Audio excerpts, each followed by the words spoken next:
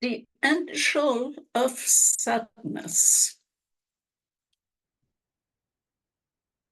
Okay. A volunteer? Emily? Yeah, I can read it. Cool. The angel of sadness. Then the Lord said to Cain, "Why are you angry? Why are you depressed?" Genesis 4:6. This is what deeply saddens me, my inability to experience wholeness. I convince myself that I am locked in scarcity, which justifies my tendency to compromise. Selling out is how I lost paradise and disabled the feeling function. I will not feel that I am a sellout So if, stop here, maybe. Um, yeah, this is exactly what we were speaking about. I am not able to experience wholeness. So I can't be whole with the food I eat or with the nationality I desire to have. I'm still in lack of it, in scarcity. yeah,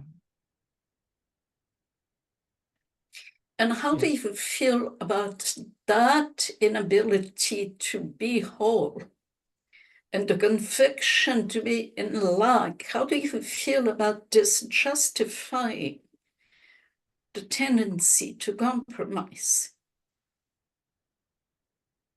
So, like, I, I'll compromise to get the thing that will make me whole, but in the process, I'll become unholy, or You got it. So if I can't have that, then surely I can do that.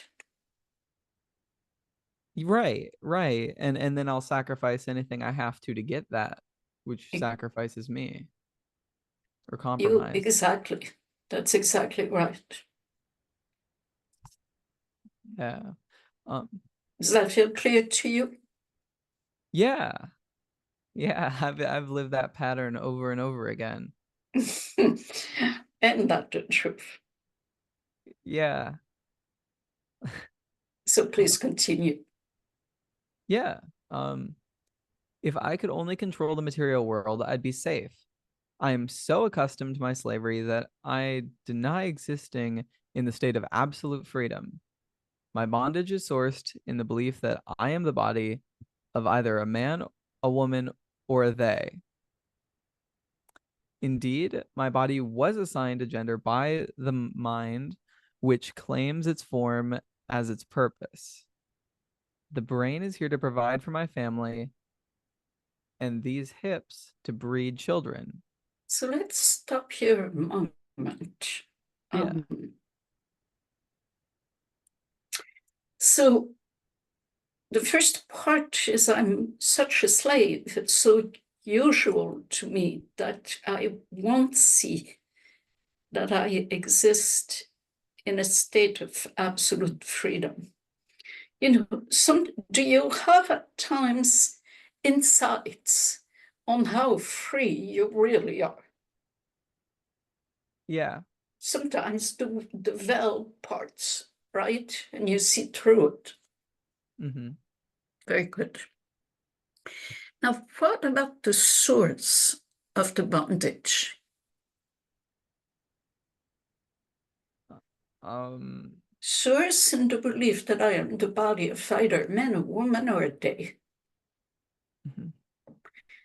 So if you're a man, then you're going to be made and taught and indoctrinated on providing.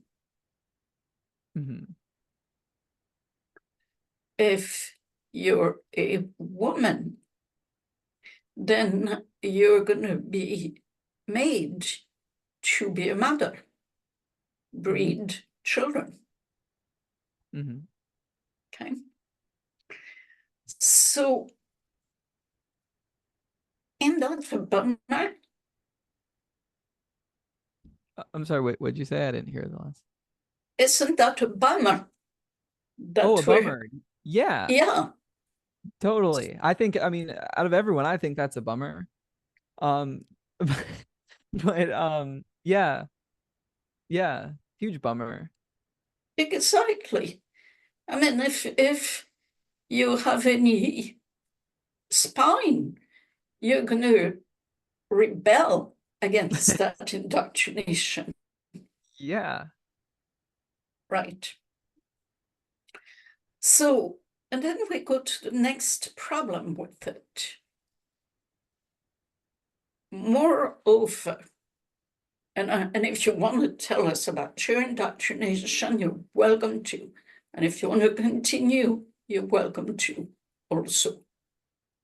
Um, I mean, I'm still confused about my own indoctrination and my relationship with it, so I'm fine to continue. Please. Yeah. Um, moreover, the I am the body belief induces existential grief by making me a solo agent responsible for my actions. Each day worsens this identification by way of the many losses incurred by a mistaken identity. Guess that lost me on that one. Okay. So I am the body induces existential grief because now you're the one that is overeating. Okay. You see, it's not you're responsible for your actions. And so what happens when you want to be responsible and you feel out of control? Speaking of paradox, right? What happens in the space that I really believe that I'm the body? What happens is I get to guilt.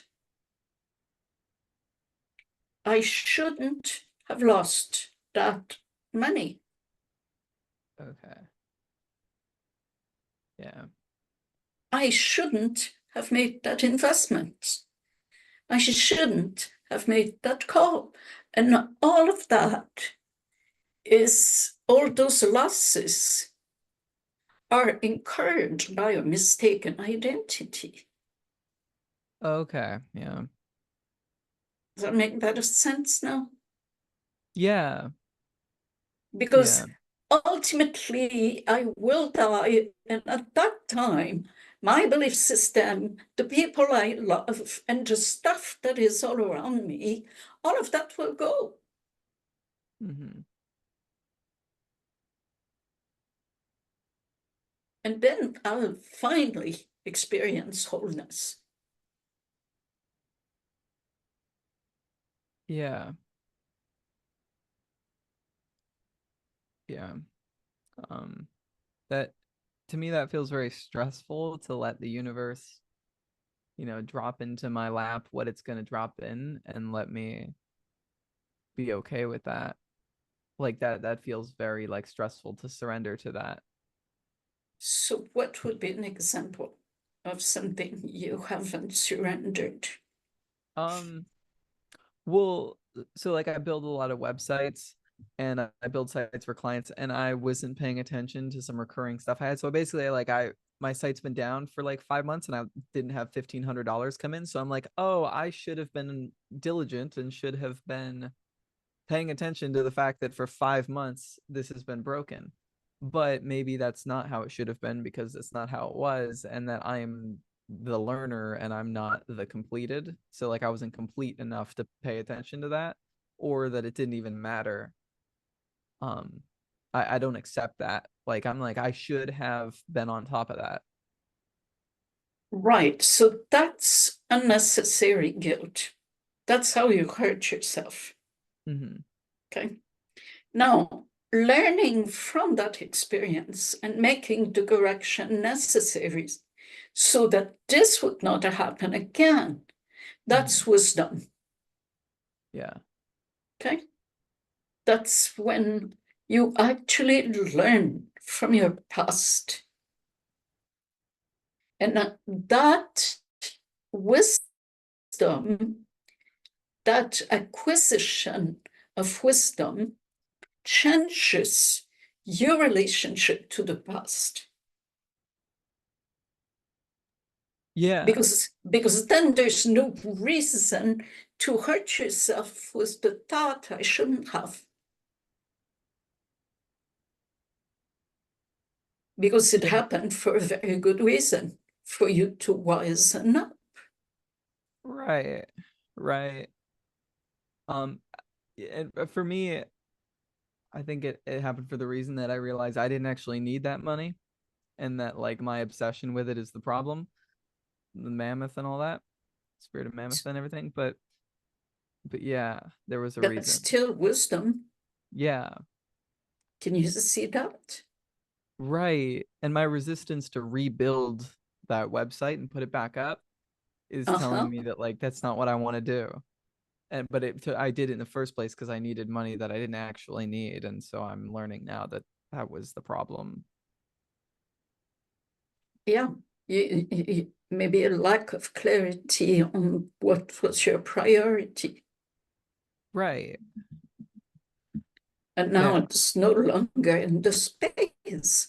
So you went to your own workshop and it costed you a certain amount of money and you paid for that evolution and you got the benefits.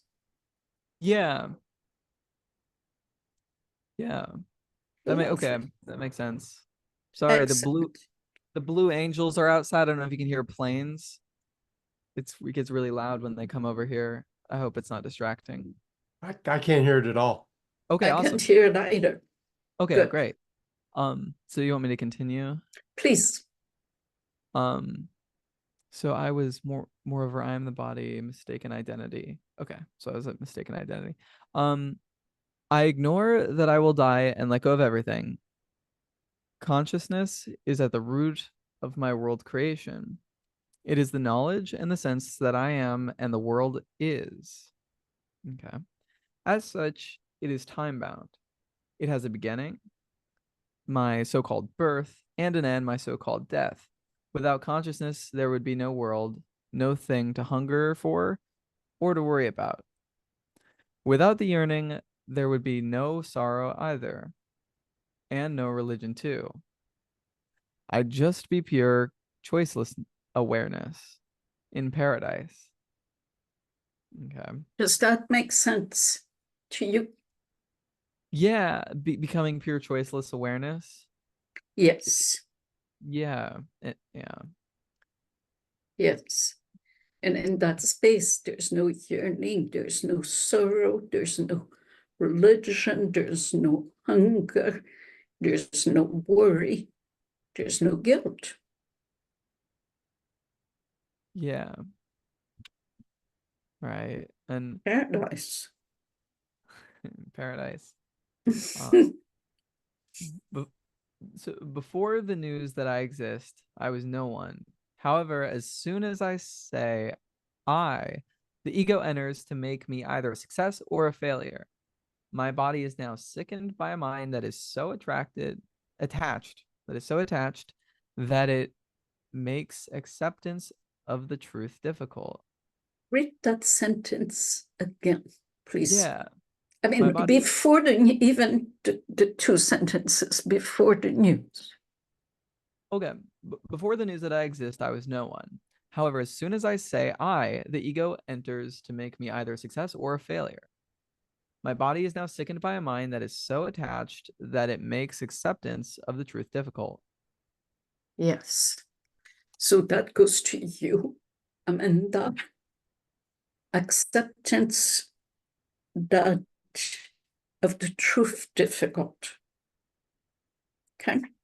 And that's where that's where we all need to get to the root of, is to go beyond the disease of a mind that is attached. So attached that truth won't come in. Does that resonate with you, Emily? Yeah, it does. It does. I can feel that in a couple parts of my life. Uh-huh. Especially just being at peace. Just like choosing, Especially, I didn't get the Oh. rest. being at peace, like making the choice to be at peace. Yes. Yes. Um, Yes, that's a direct fight with truth, isn't it? To not Yeah. be at peace. yeah, yeah. Like I want to be at peace. And so I make the choice, but then I'm not at peace. So I didn't make the choice. And then I deny it because I'm like, well, I'm in the program. I chose, I made the choice. Oh, But then I won't accept that I'm not at peace. And then I'm even more messed up. yes. Yeah, I guess. Very well put. Yes. Yeah, and so sad indeed to keep on lying to myself and not accept that the truth will set me free. And here it is. My pain serves not to make me sad, but to make me more alert. Uh-huh. How's that for you? It's a new perspective on pain and why I hurt myself through my patterns. Mm. Very good. Lovely. Well, thank you, Emily. And